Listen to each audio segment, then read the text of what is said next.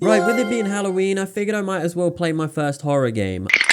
I usually stay away from horror as it is something I've never really been too interested in. Typically, you also need to play the game like quite a few times in order to achieve the platinum, which I just can't be asked for. But when I saw this was only around 15 hours and not too many playthroughs, I knew this was going to be the best one to introduce myself to the realm of horror games. I don't know how much I'll be able to show of this game because of the gore and stuff like that, but I'll do my best to show what I can. So let's get into this. So we got a group of friends all in this big ass lodge in a mountain. Definitely an appropriate horror setting for a video game. The prologue here sets up the plot for the game where essentially the group of friends play this prank on a girl called Hannah. This prank is a little bit screwed up where Hannah thinks she's on a date with this Mike, but they all jump out and Hannah runs away in embarrassment. Beth, her twin sister, then chases after her and then they are both chased down by somebody else or something, which leads to them both on a cliff edge and they slip. A creepy man tries to save us, but I don't like the look of this guy, so I let them both go and kill them both. Then I get my first trophy of the video and that ends off the prologue. In my first playthrough, I needed to make everyone survive and get as many of the collectibles as I could. I could go back for the ones that I missed during chapter select. Then after that, it was just a general cleanup, but I messed up big time and we'll talk about that later on. Chapter 1 kicks off with all of the characters making their way to the lodge, and this is 1 year after the prologue. There isn't really much that happens in this chapter, we're just getting introduced to the characters and their relationships and all things like that. Arriving at the lodge, all of the doors are frozen shut, so I broke in as Chris and got the door unlocked, and then this girl Emily walks through the door, and I think we can all agree anyone named Emily is just a complete bitch.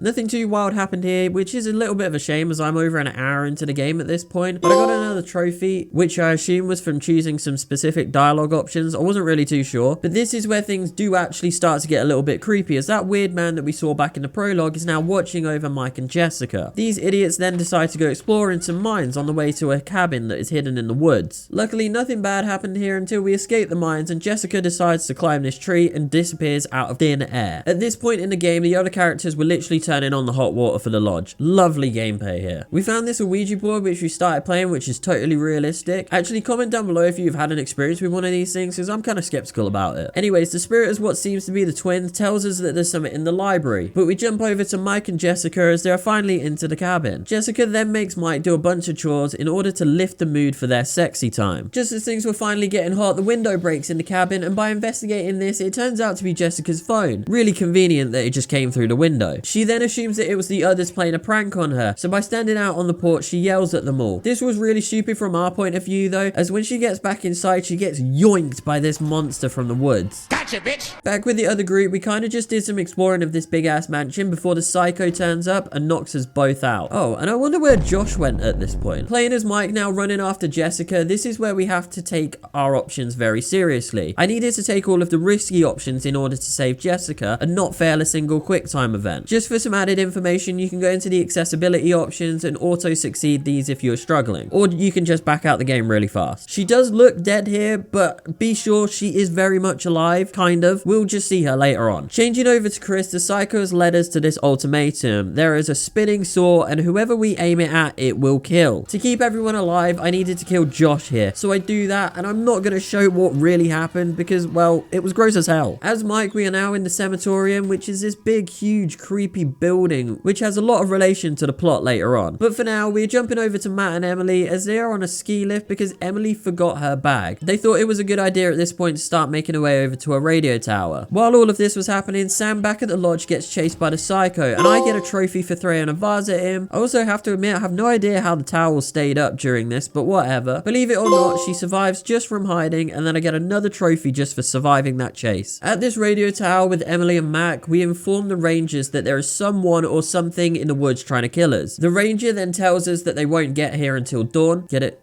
You know, until dawn, they said the name of the thing. Right, okay, cool. Then the radio tower falls over due to that monster in the woods. I do jump to safety, which does keep us both alive, as by saving Emily, it would have killed us both. Chris and Ashley get caught by the psycho again, but this time Chris has a gun, and he was forced to make a choice. I choose not to kill anyone though, as I did need them both alive for the ending. In the following chapter, I find this snow globe and shake it for a trophy, and then the story was starting to fall together here, as the true identity of the psycho is shown, and it turns out to be Josh. I never would have guessed guessed that at all. Emily at this point is in the mines with the other masked man in the woods. Josh starts revealing his evil plan here and Xavier is alive because he used a fake body and he was doing all of these little things to give us a scare. So the only right thing to do in this moment was to take him out to the shed and tie him up. That creepy guy that was with Emily actually helped her by giving us some flares that she can use against the monsters. Shortly after this, we all arrive back at the lodge and the creepy guy decides to show face and let himself in. This creepy guy then informs us that we are not alone on the mountain, not just because of him, but the monsters as well. This is where we find out that they are Wendigos. Long story short with this thing, it can't see you when you stood still, which you'll see later on in the gameplay, but if it does catch you, it'll give you a horrible death. Just remembering now that we left Josh in the shed with the Wendigo out there, so Chris and the creepy guy go out looking for him. Obviously, as you can imagine, Josh is not there as he's been taken by the Wendigo. But then on our way back to the lodge, another Wendigo decides to turn up, and literally after 5 minutes of meeting this guy, the Wendigo gets him. Yet somehow this guy managed to survive years and years, and as soon as he met us, he died. So I got my ass out of there and got back safely to the lodge. The group is now taking refuge in the basement as Mike goes off to the sanatorium to go find some cable car keys so they can escape this mountain. But before that, we see Emily has been tagged by the Wendigo, so Mike pulls a gun on her. Obviously, I didn't shoot her, but the truth comes out that Emily wouldn't infect anyone, and then Emily slaps Ashley for a trophy. Mike is now in the sanatorium, and I am speeding my way through this, and then I find a wolf who becomes my new friend. During this segment, I managed to get all of the clues for the 1952 clue line, which is basically a lot of miners that turned out to be Wendigos. They turned to Wendigos in this sanatorium as they were doing like experiments and things on them. It was kind of weird. Again, in this segment, I get a trophy for finding all of the interactables, and then one specifically for picking up this chess piece. Another trophy comes flying in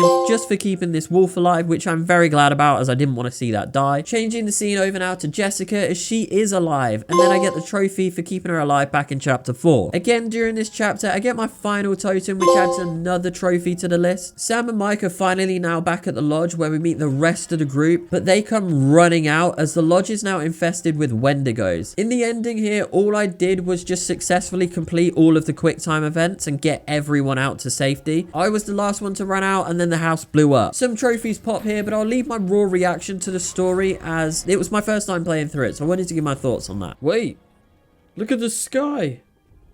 I survived. Until Dawn. Let's go the cabinet, complete a full playthrough of Until Dawn.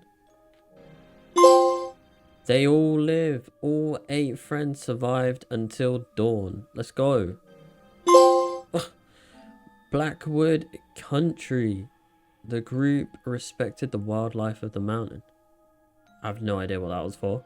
Okay, I mean, we can give my thoughts on the game. Don't really play horror games that much. I don't really enjoy them because, like, I don't know, they're just not my type of games. This was decent though. The story was pretty good. I think it would probably make a good movie though. Some of the characters were really annoying. I think the story overall, it was decent. I think it might open me up to play some more horror games, if this counts as a horror game. I guess it does. I normally don't like them, especially because of the platinums on them take a lot of playthroughs. The collectibles are very missable. Like, I had to have a guide up the whole time, and I felt like my first playthrough, you know, was just structured by the guide really. But nonetheless, the game so far is decent. I know I've got to do another playthrough and I've got to make everyone die, and then there are a few like miscellaneous, and I've got some collectibles which I did make note of on my phone, and I know exactly where they are, so I can go get them as soon as possible and then just clean up all of the other miscellaneous sort of things. Maybe certain deaths and endings, I'm not really too sure. With that being said, it's time to get grinding on the cleanup. The first one I did was go finish off the collectibles.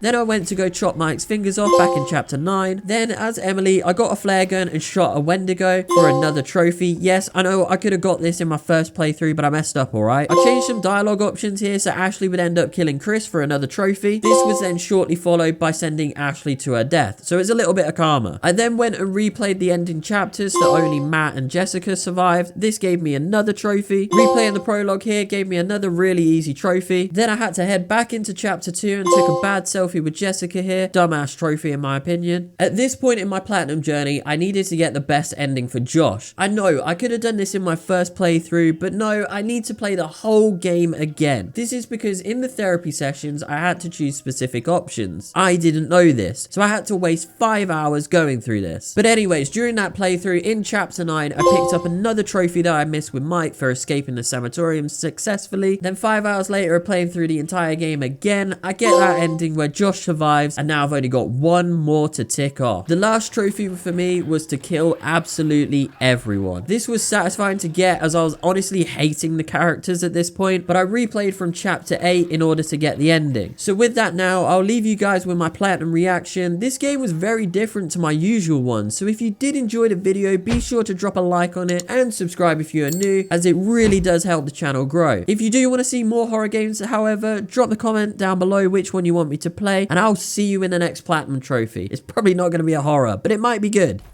Let's go. Give me that platinum trophy. Right, house is on fire. Everyone should be dead. There's no way that I missed anyone. No sign of any survivors. Please. Let's go. This is the end. I have been playing this game for about 12 hours today. And there is the platinum trophy of Until Dawn, and I did it in the best way possible by killing absolutely everyone. I hated every single one of those characters. I played through the game like 3 times because I messed up. It took me too long. But you know what? The game was actually quite decent. I can't lie. The game was pretty good. It was my first sort of horror game that I've played. A lot of decision making. 125 collectibles or something like that. That was absurd. Annoyingly, they actually had some decent lore and like just little bits involved with it. So for the normal casual players, they're going to miss out on all of that. I got the platinum done. I was a little bit annoyed with myself because of the multiple playthroughs. I know that's sort of the thing with horror games is you have to play through the game quite a lot of times, or at least 2 or 3. But chapter select really saved me here. The game was pretty decent. It genuinely was pretty decent. They should probably make a movie of it, of something. But my god, as I was saying, I've been playing for like 12 hours today to try and get this platinum trophy done. It's safe to say I am over the game. I'm very much over the game. But anyways, I'm going to keep this short and sweet. Regardless, we got some more platinum trophies coming, some great ones coming, absolutely. I'm trying to keep these weekly, but if you did enjoy this video, I don't know how much I'll be able to show due to the graphic and gore and things like that, but if you did enjoy, drop a like on the video and subscribe if you're new, as it really does help the channel grow, and I'll see you in the next platinum trophy. This one was a good one. This one really was a good one.